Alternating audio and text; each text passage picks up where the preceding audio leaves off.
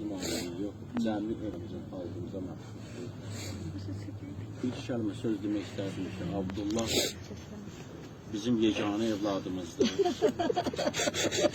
Biz onu biraz geç tapdıq, amma tez getdik. Allah onu 18 il ömür versə də, ömrü və şəhadətlə yaşadı. Bundan qürur duyuram ki, yüzümüzü ağ elədi.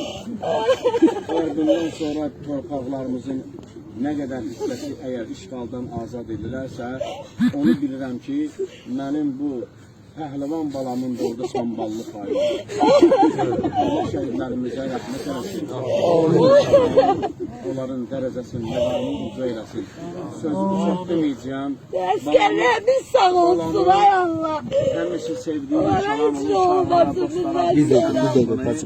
həmişə Axund Azərdən bir beyt deyərdi və elə çalışardım ki, istəyərdim ki, nə vaxtsa da o hörləndə qəbrində yazılsın. Salavat zikr edeyim.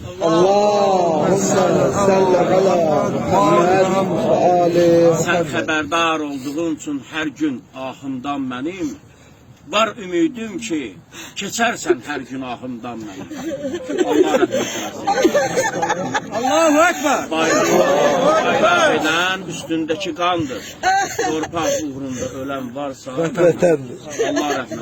Allah rahmet eylesin. Allah